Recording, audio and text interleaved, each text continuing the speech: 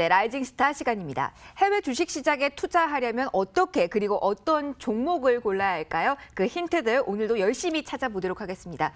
방송 보시다가 궁금한 사항 있으시면 언제든지 아래에 번호로 문자 주시고요.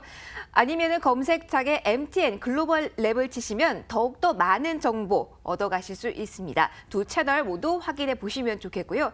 자, 오늘 도움 말씀 주실 두 분 먼저 인사 나눠보도록 하겠습니다. 유한타증권의 글로벌 비즈팀 이용철 부장 그리고 글로벌랩 이가람 연구원 함께하겠습니다. 두 분 어서 오십시오.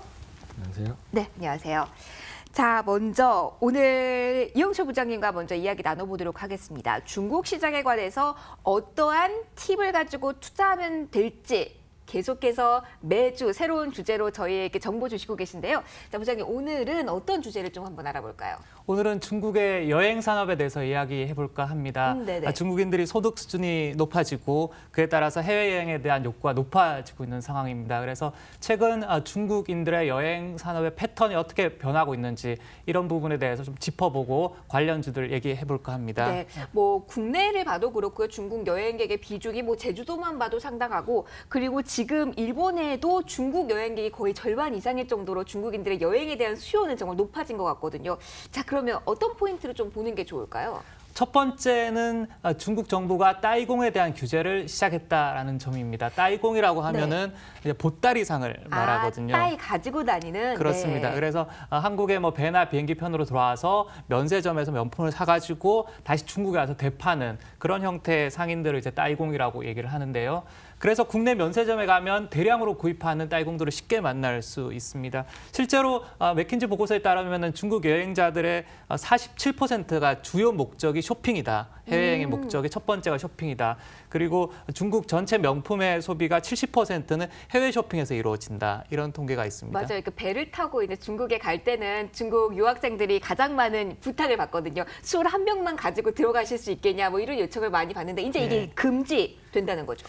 그렇습니다. 그렇다 보니까 전부 해외 면세점에서 이루어지고 국내 그러니까 중국으로 쳐서 중국의 면세점 산업이 점차 이제 위축이 되니까 이를 방지하기 위해서 중국 정부가 따이공에 대한 규제에 나섰다. 그래서 2019년 되면은 신전자상거래법이 발효되면서 따이공에 대한 세관 검사가 강화됨에 따라 여러 가지 이제 제약을 가하게 된다. 그래서 따이공의 활동은 위축될 수밖에 없다. 이런 상황이 벌어집니다. 그래서 이해로서 추측할 수 있는 것은 그동안 해외 면세점에서 이루어졌던 면세 구입이 중국 국내 면세점의 활동으로 이어질 수 있다. 이렇게 추측할 수 있는 것이죠. 그러면 면세점을 영위하는 사업 섹터가 있는 종목들은 또 플러스가 되는 요소겠네요. 그렇습니다. 예. 그렇고 또 하나를 보면 여행객 수가 늘어나고 있다는 점들도 봐야겠어요. 중국의 가장 긴 휴가가 춘제 휴가와 그리고 중추절과 국경절 연휴인데요. 지난 중추절 국경절 연휴에 국내 여행 수가 10% 증가했다.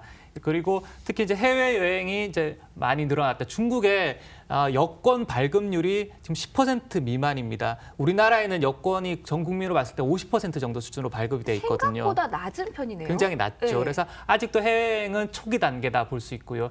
여권 발급률이 높아질수록 해외여행은 늘어날 수밖에 없는 구조다. 지금은 여권을 발급받기가 좀 어려운 상황인가요? 여권 발급이 좀 간소화되긴 했습니다만은 아직도 해외여행을 갈 수 있는 그런 고소득층은 좀 제한적이다라고 볼 수 있죠. 근데 최근에 급격히 늘어나고 있는 추세이기 때문에 이 추세가 뭐 우리나라 절반 수준 25%만 된다 하더라도 해외여행의 숫자는 엄청나게 늘어날 수 있다. 이렇게 볼 수 있는 것이죠. 그러면 정리해보면 면세 산업이 성장할 것이다. 그리고 여행 인구가 늘어날 것이다. 이 두 개가 주요 키워드라고 할 수가 있겠는데요. 자, 그럼 이 키워드를 가지고 있는 종목은 어떤 게 있을까요, 부장님? 예, 두 가지 종목을 가지고 왔는데요. 면세점 산업 쪽에는 중국 국제여행이라는 회사가 있고요. 그리고 해외여행 관련해서는 중청역 홀딩스라는 종목이 있습니다. 이 각각의 종목들의 특징을 한번 살펴보면 중국 국제여행은 우리나라로 치면 하나투어와 모두투어와 그리고 호텔 신락 합쳐진 형태라고 볼 수 있습니다. 그래서 매출의 57%가 여행 매출이고 그리고 35%는 면세점 산업으로 이루어져 있습니다. 그래서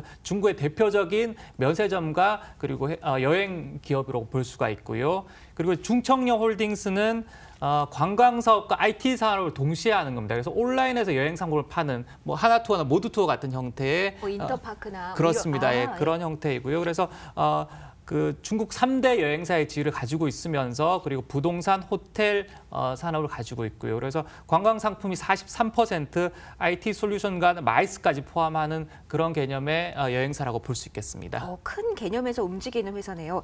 자, 오늘은 중국의 여행 산업의 트렌드를 좀 알아봤습니다. 항상 부장님께서는 뭔가 이야기를 풀어서 해주시다 보니까 옛날 이야기, 뭐 오늘 이야기 듣는 것 같고 항상 기분 좋게 듣고 있습니다. 체크 포인트로 알려주신 면세 산업과 해외여행 증가, 이에 따른 두 종목 중국 국제여행과 중청여 홀딩스도 주의 깊게 보도록 하겠습니다.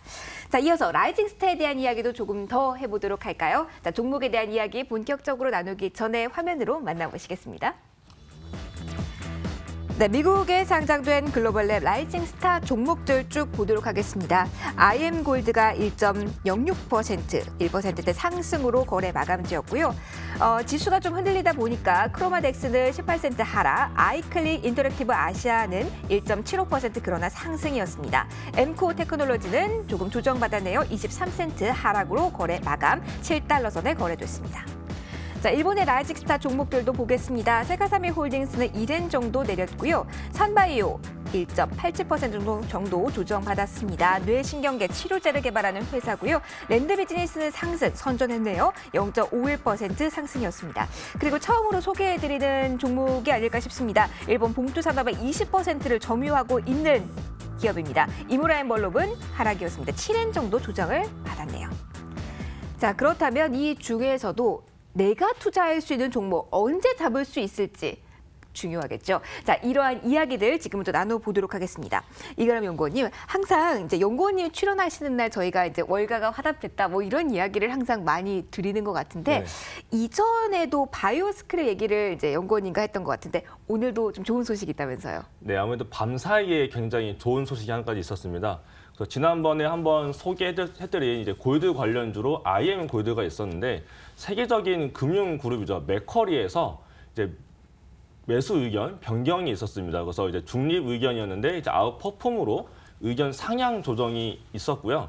이 역시 이제 글로벌랩 방송에서 소개해드린 뒤에 투자 의견 상향이 나왔기 때문에 이제 해외 주식에 관심 있으신 분들은 계속해서 글로벌랩 방송과 라이징 스타 종목에 집중을 하시면 되겠습니다. 네, 아무래도 저희가 앞서서 종목을 발굴해서 전해드리고 있기 때문에 오늘만 보더라도 이 맥쿼리의 투자 의견 상향 조정이 있은 이후에 오늘 지수 하락폭이 상당히 컸는데 1%나 상승하면서 거래가 마감이 됐습니다. 저희와 함께 하시면서 한 발 앞서가는 투자 항상 해보셨으면 좋겠습니다.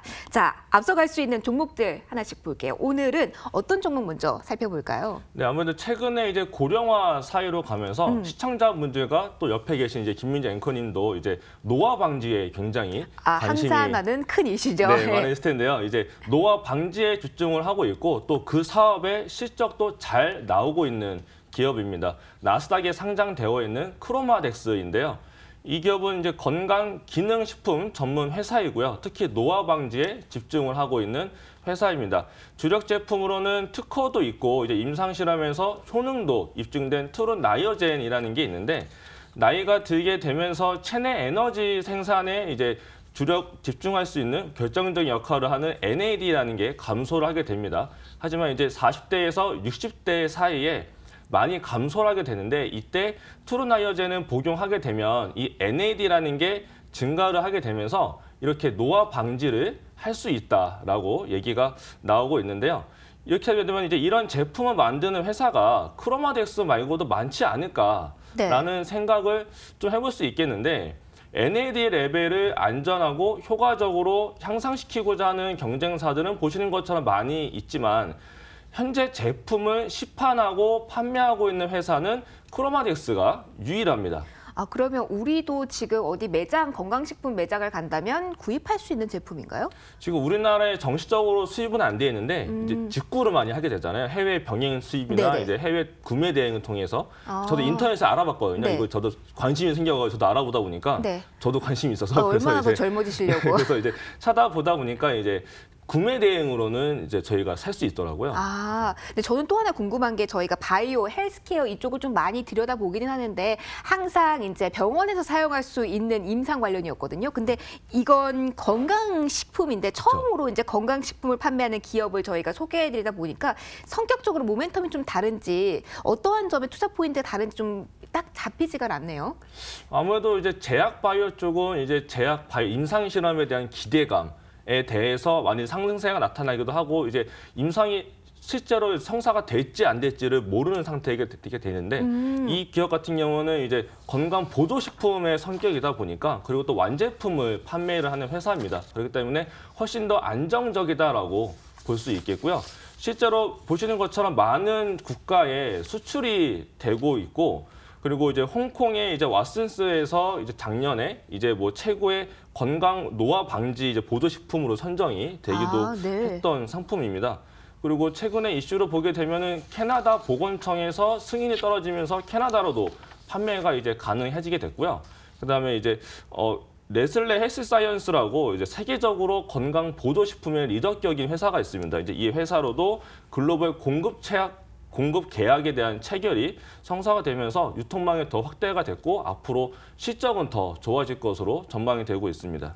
네, 그러면 매출이 좀 눈에 보이는 헬스케어 주입니다. 근데 저는 이제 궁금한 것이 그렇기 때문에 언제 들어가야 되는지 조금 더 어려운 것 같아요. 매출 성장성은 어느 정도 있는지 그리고 기대감은 어느 정도 지금 선 반영이 됐는지 함께 가격 전략과 함께 살펴주실까요? 네, 먼저 월봉 차트를 보시게 되면 이제 1년 동안에 61%의 하락 조정세를 나타내주고 있고요. 특정 이유가 있었나요? 61%면은 좀 큰 폭 아닙니까? 아무래도 그동안 네. 이제 전년도에 많이 올랐었던 부분이 있었기 때문에 이제 회사에 문제가 있었거나 그런 거 아니고 네. 올랐었던 부분에 대한 차익 실현에 대한 얘기도 있었고 그리고 또 글로벌 경제가 워낙 안 좋았기 때문에 그 실적과 상관없이 글로벌 이슈에 따라서 하락세가 나타났던 부분으로 해석이 될 수 있겠고요. 네.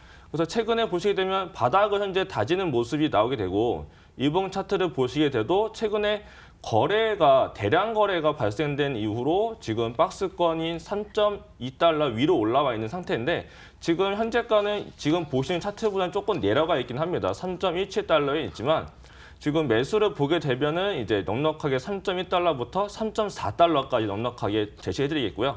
3.4달러 이하를 매수로 보시고 손절가는 3달러와 목표는 10% 상승한 3.74달러와 2차로는 38% 상승한 4.7달러를 제시해드리겠습니다. 네, 다음 종목을 좀 보도록 할 텐데요. 저희가 시간이 오늘 좀 많이 없네요. 대신에 이 종목은 앞서 소개를 해드렸고 저희가 AS 종목이기 때문에 가격 전략만 다시 한번 리뷰를 해드리도록 하겠습니다. 아이클릭 인터랙티브 아시아 이 종목 가격 전략에 대해 좀 수정할 부분이 있나요? 그 부분만 한번 체크를 해볼게요. 네, 이 종목 같은 경우는 이제 중국과 관련이 굉장히 깊은 종목이기 때문에 앞으로 조금 이제 기억을 해두시면 좋을 종목이 되겠는데요.